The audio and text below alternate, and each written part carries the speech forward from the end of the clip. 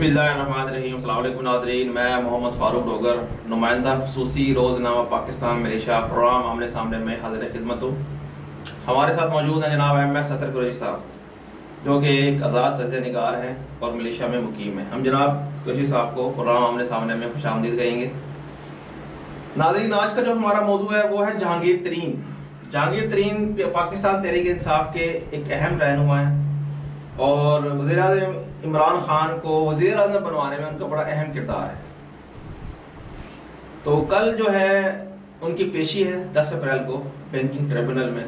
तो आज जो है वो अपने घर पर एक इशाइये का एहतमाम कर रहे हैं, जिसमें साउथ पंजाब से रखने वाले तकरीबन तमाम ही रुकने सूबाई असम्बली और रुकने कौमी असम्बली, उनमें कुछ मुशीरान भी हैं, कुछ सूबाई वज़रा भी हैं, वो शामिल हो रहे हैं। और एक उनमें फैसलाबाद से MNA हैं राजा रियाज, वो भी शामिल हो रहे हैं। तो उनका भरपूर पावर शो करने का फैसला है और अंडरग्राउंड जो रिपोर्टें आ रही हैं, आसिफ जरदारी के साथ उनकी मुलाकात कामयाब हो चुकी है। तो हम जनाब कुरैशी साहब से इस अहम मौजू पर बात करेंगे। साथ साथ PDM को एक ज़ोरदार झटका लग गया है। एक अहम तरीन पार्टी खैबर पख्तूनख्वा से ANP PDM से अलहदा हो चुकी है और उसने PDM से अपनी राहें जुदा कर ली हैं। उन्होंने इसका जो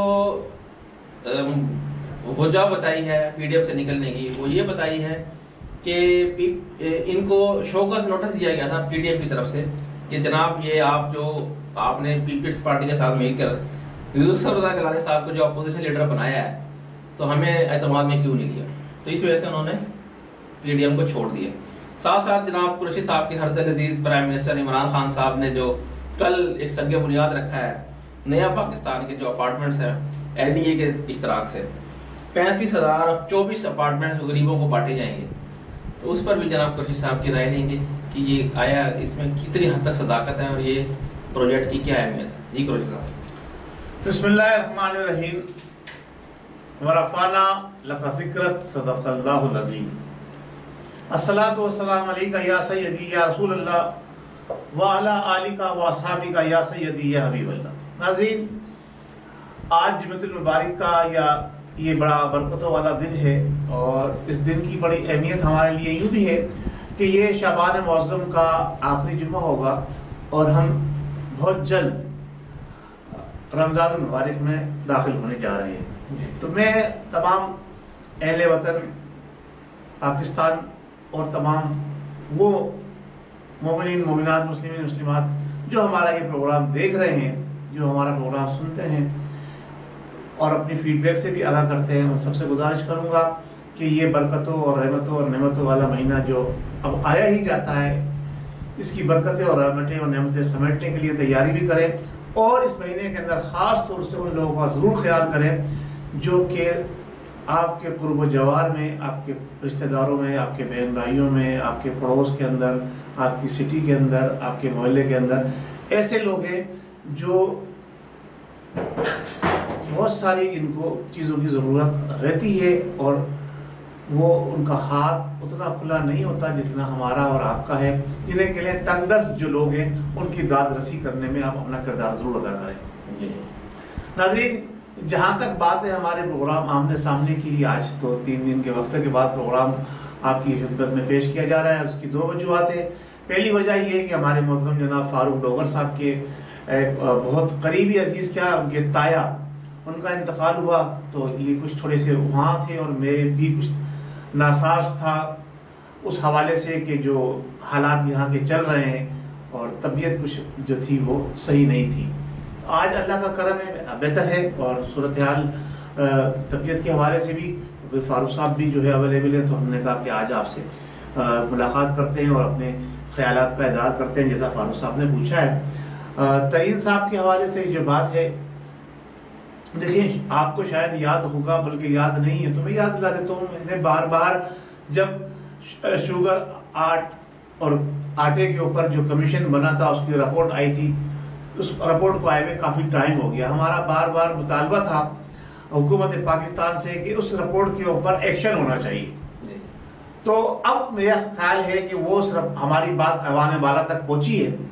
फ़ारूक साहब की बात हमारे चैनल के जरिए बहुत सारी चीज़ें हमने ऐसी देखी है जो हमने पिछले माजी में अपने प्रोग्रामों में यहाँ डिस्कस की हैं और कही हैं, और उस पर अमल दरामद हुआ है। उसमें बहुत सारी चीज़ें, कभी वक्त मिलेगा तो उस पर बात करेंगे। आज हम तरीन साहब के हवाले से बात करते हैं। देखिए, हमने हमेशा हुकूमत से ये मुतालबा किया है कि अगर आप इंसाफ के नाम पर मैदान अमल में आए थे तो आप इंसाफ हर एक के साथ करें, हर एक का एहतसाब करें।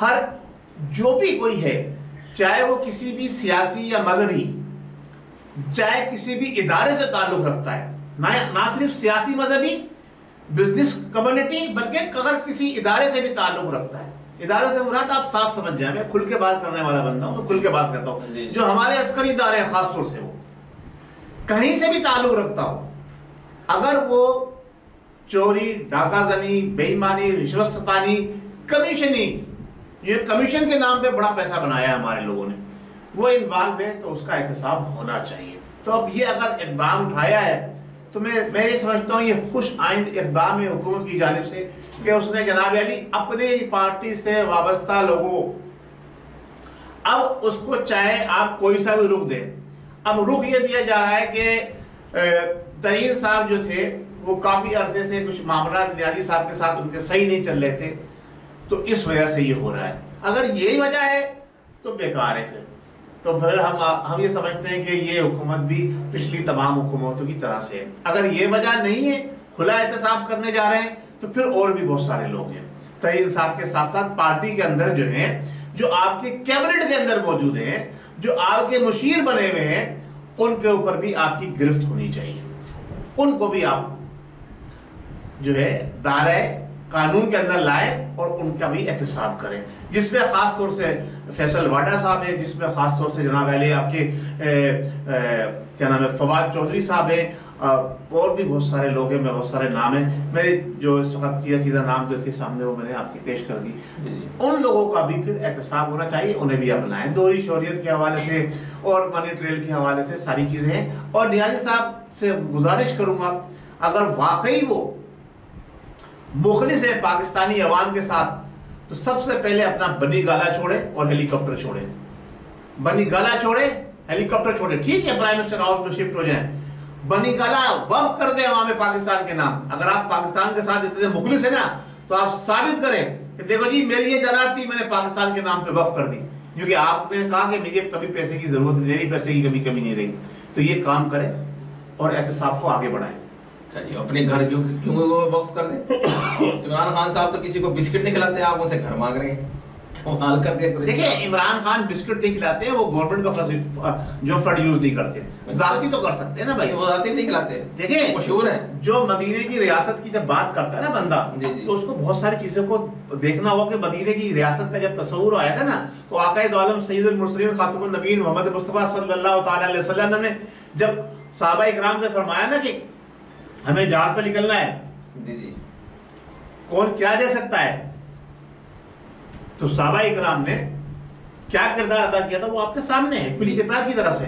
नहीं, मैं असल में आपसे जो हमारा जो टॉपिक था वो जहांगीर तरीन साहब जो है, जहांगीर तरीन साहब जो बड़ा अहम एक लीडर है पाकिस्तान तहरीक इंसाफ के, और आपको सबको पता है कि वज़ीर आज़म बनवाने में इनके जहाज का बड़ा काम, एक अहम किरदार रहा है जहांगीर तरीन साहब का और उनके हवाई जहाज का।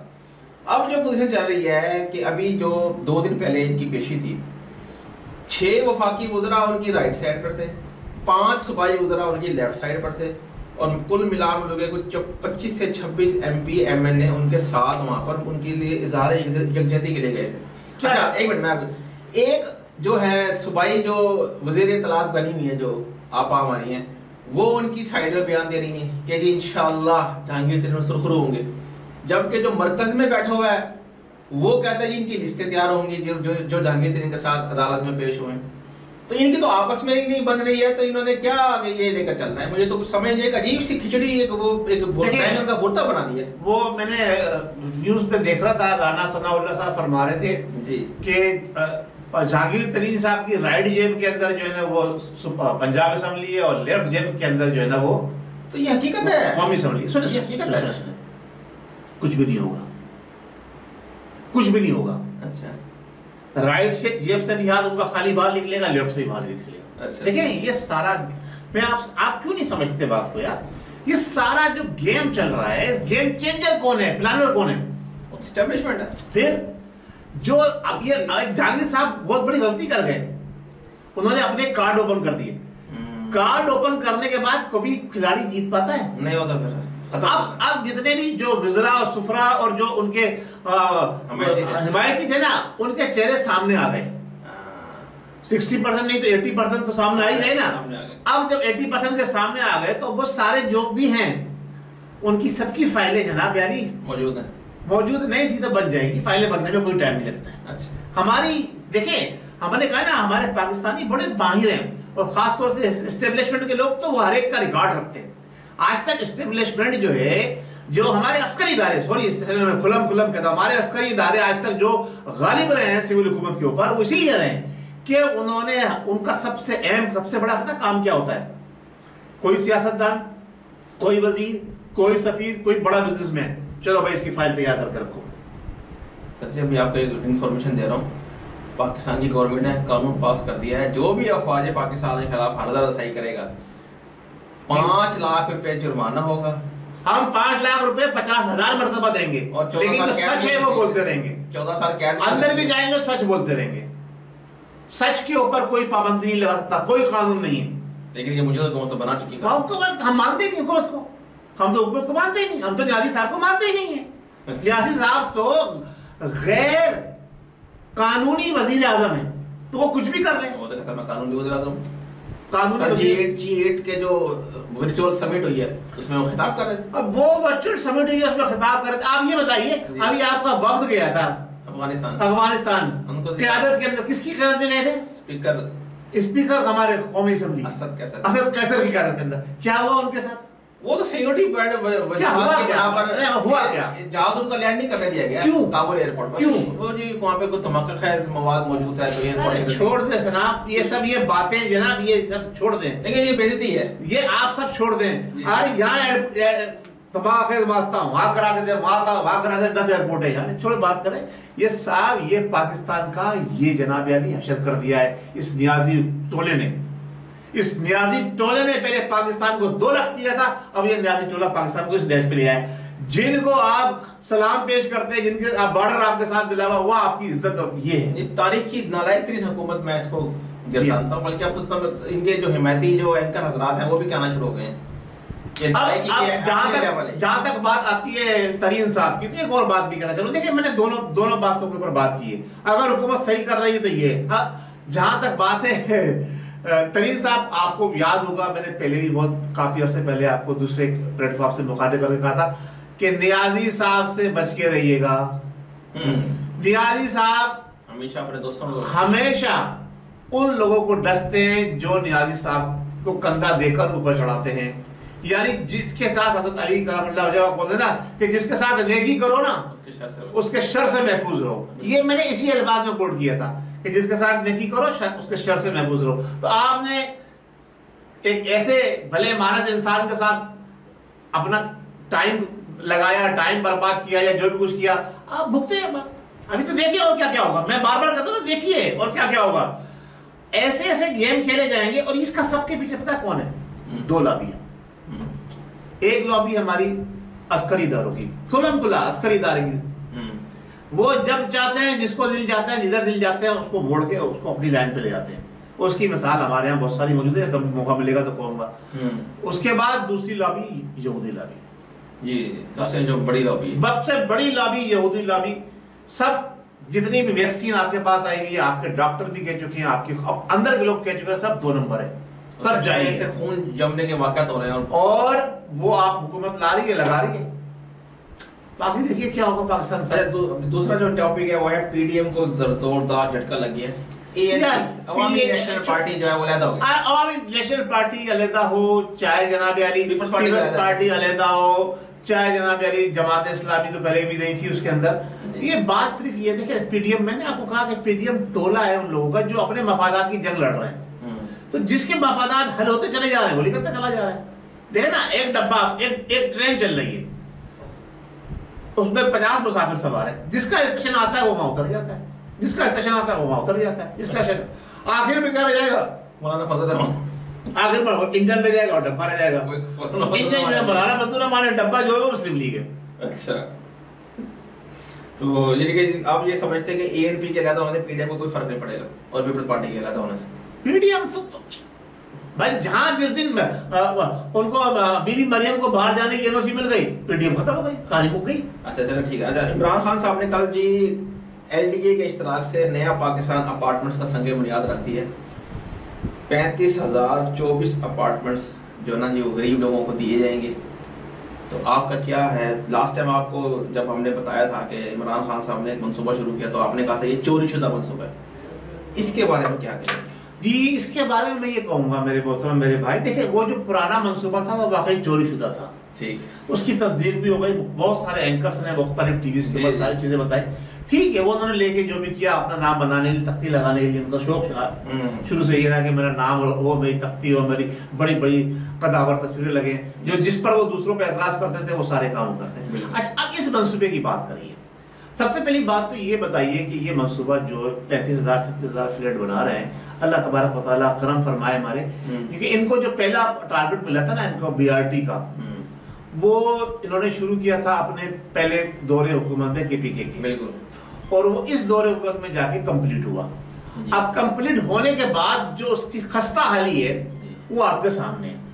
कभी ये गिर चुकी है बात, कभी ये चीज गिरती है तो वो चीज उठती है, वो चीज गिरती है तो अब वो तो था एक रोड ट्रांसपोर्ट मंसूबा, चलो उसमें थोड़ा बहुत हुआ। अब मुझे खौफ और डर ये है, पहली बात तो ये कि वो इन्होंने 9 साल में पूरा किया जो 2 साल का प्रोजेक्ट था, तो अब इनके पास रह गए 2.5 साल, तो ये 35,000 फ्लैट कैसे पूरे करेंगे? अच्छा, फिर अगर इन्होंने कर भी लिए तो कौन जाके रहेगा उसके अंदर मेरे भाई? कि जब उनकी रेपुटेशन ये है कि जो कुछ वो बनाते हैं वो किसी वक्त भी दे सकता है, तो ये जो फ्लैट गरीबों को बना के देंगे, ये उनको सुकून पहुंचाने के लिए तो नहीं बना रहे, 3D बना के देंगे, 3D सुकून पहुंचाने के लिए नहीं बना रहे, सुकून पहुंचाने के लिए। तो ये अगर सुकून पहुंचाने के लिए बना रहे हो तो ठीक है, इन्होंने कहा है कि ये गरीबों को मैं सुकून दूंगा, तो सुकून देने के लिए बना रहे हो तो ठीक है, और सुकून कहाँ जाके मिलेगा वो आपको बताइए। ये तो क्या भी, तो ये है सारा मंसूबा। अच्छा, ये बड़ा इन्होंने कारनामा अंजाम दिया है, तो हम इनको सलाम अकीदत पेश करते हैं कि जनाब अली के इन्होंने पाकिस्तान की आवाम, गरीब आवाम को सुकून देने के लिए एक मंसूबा बनाया। नहीं, अभी कल फिर एक और इन्होंने बयान दाग दिया है, शायद आपने देखा हो। नहीं, मैंने नहीं देखा। इन्होंने कहा है कि नून लीग ने 14,000 अरब जो डॉलर, 14,000 अरब रुपए कर्जा वापस किया है, हमने 35,000 अरब रुपए वापस कर दिए। 35,000 अरब, ये तो बहुत पैसे बनते हैं, इतनी आमदनी है पाकिस्तान में। फारूक साहब आप भूल गए, मैंने पिछले 2-3 प्रोग्राम पहले मैंने ये बात कही थी कि इन्होंने कहा कि जी हमने 35,000 अरब रुपया जो है ना कर्जा उतार दिया है, और अब इस वक्त 42,000 अरब मौजूद है। तो मेरा सवाल ये था, उस वक्त मैंने आपसे कहा था कि जब नून लीग से आपने इख्तियार लिया उस वक्त टोटल कर्जा कितना था? 28,000 अरब, सही है? तो वो 28,000 अरब की जगह ये 35,000 अरब दे चुके हैं, वो 42,000 अरब अब भी मौजूद है। तो ये 42,000 अरब कहां से आया? ये किसने लिया? ये हमें बताया। मैंने ले लिया, अभी भी 50 करोड़ डॉलर के किस लिए इन्होंने ये पैसे। तो आप देखिए, मजे की बात ये एक और चीज बताऊं मैं आपको, जब ये लेने की बात होती है ना तो ये कहते हैं हमने 50 करोड़ लिए। हमारी आवाम भी सादा है, वो समझ नहीं पाती 50 करोड़ के कितने अरब बने ये भी बता दिए, ठीक है। और जब देने की बात होती है तो बताते हैं हमने अरब दे दिया। और भाई आप देने का भी डॉलर में बताए ना कितने डॉलर दिए हैं आपने, तो फिर आदमी समझे कि भैया आपने 35,000 डॉलर लिए थे और 50,000 डॉलर दे दिए। आप जब लेते हैं तो डॉलरों में बताते हैं ताकि कैलकुलेशन जो है ना पता चले 35,000 डॉलर लिए, और जब देते हैं तो आप बताते हैं जी हमने जनाब अली 500 मिलियन जनाब अली वो दिए। तो ये सारा गेम है, गोरख धंधा है। ये सारा IMF जाल अपना मजबूत करता जा रहा है, इदारों को मजीद IMF बॉन्ड करता चला जा रहा है। इवन देन अब जो बारी आ रही है, अस्करी इदारे वाले सुन लो, जो आपने कानून बनाया ना, ऐसे आप 25 कानून बना लोगे हम आपको नहीं मानते। आप कानून बनाओ जो पाकिस्तान के खिलाफ बोलेगा पहले उसको हम बंद करेंगे। आपकी क्या हैसियत है? आप एक मुलाजिम हो, तो पाकिस्तान गवर्नमेंट के मुलाजिम हो, आपके ऊपर हम जो लोग शैतानी काम कर रहे हैं ना उनके साथ अगर आप शामिल होकर मुल्क के वतन पाकिस्तान को नुकसान पहुंचाने की बात करोगे तो हम आपके ऊपर भी नाराज भेजेंगे, सही है। जो पाकिस्तान के खिलाफ बात कर रहा है, जो नजरिया पाकिस्तान के खिलाफ बात कर रहा है उसको पहले बंद करो, उसको फांसी पे लटकाओ, फिर हम जानेंगे कि आप सच्चे हो। उन लोगों के तो आप तलवे चाटते हो जाके, जर्नल साहब उन लोगों के तलवे चाटते हैं, कर्नल साहब उनके तलवे चाटते हैं, और आम आवाम की बात करते हैं कि हमारे अस्करी इदारों के खिलाफ बोलोगे तो हम आपकी जबान खींच लेंगे। क्यों तुम अल्लाह मियां के यहाँ से स्पेशल वो लेकर आए हो अपने लिए सर्टिफिकेट? आम इंसान हो, आप भी पाकिस्तानी हो, हम भी पाकिस्तानी हैं, हम आपसे ज्यादा पाकिस्तान से मोहब्बत करते हैं, समझे? ये बात नोट कर लें आप, और मेरा बयान जहां जाना है भेजिए आप। चले बात सिर्फ इतनी सी है, देखिए बात सिर्फ इतनी सी है, बात सिर्फ इतनी सी है, बीइंग ए पाकिस्तानी, नंबर 2 मुस्लिम, हमने मुल्क हासिल किया था, हमारे अफजाज ने कुर्बानियां दी थी। बिल्कुल।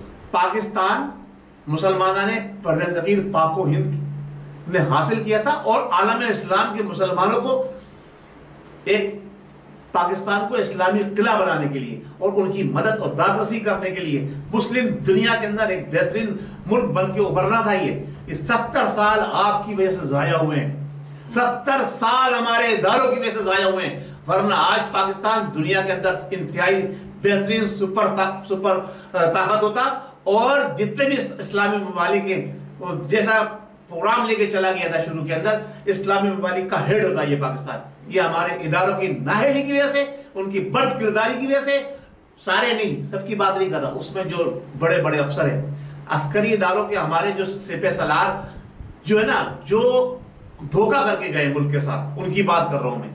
हमारे जो रंगरूट है, हमारे जो सिपाही हैं, हमारी सरहदों की हिफाजत करते हैं, उन्हें हम सलाम पेश करते हैं, वो अपनी जानों की कुर्बानी दे रहे हैं। ये इदारे के लोग इतने नाअहल हैं कि अपने सिपाहियों को रोजाना बॉर्डर पर मरवाते हैं, और दुश्मन के जासूसों को उनके हवाले कर देते हैं। यार शर्म नहीं आती, फिर ये कहते हैं कि हम पाकिस्तान के साथ मुखलिस हैं। चलो ठीक हो गया, अभी IMF की एक और शर्त पूरी कर दी गई है, 64 पैसे बिजली महंगी हो गई। आज मैं आपको लेटेस्ट रिपोर्ट दे रहा हूँ। देखिए वही मैं कह रहा हूँ ना कि IMF जो है अपना जान, और ये क्या क्यों नहीं देखते हैं ये लोग? नहीं, जिन लोगों की जिम्मेदारी है, किनकी जिम्मेदारी है? मुल्क की सरहदों की जिम्मेदारी आपकी है, तो फिर आप सरहदों पर हैं, फिर अंदर नहीं आए। जब आप अंदर आते हैं तो ये सारी चीजें भी आपने देखनी है। जब आप अंदर आते हैं, जब आप जज के जरिए अहकाम साजिल करवाते हैं, तो इन सारी चीजों को भी देखना आपकी जिम्मेदारी है। ऐसे चलो ठीक हो गया जी नाज़रीन, उम्मीद है आज का शो आप लोगों को पसंद आया होगा। अपनी आरा से कमेंट्स के जरिए हमें ज़रूर आगाह कीजिए, और इस वीडियो को लाइक कीजिए, शेयर कीजिए, और हमारे चैनल AQ ग्लोबल को सब्सक्राइब कीजिए। जाने से पहले पाकिस्तान के नारा लगाते हैं, नारे तकबीर, अल्लाह अकबर, पाकिस्तान जिंदाबाद।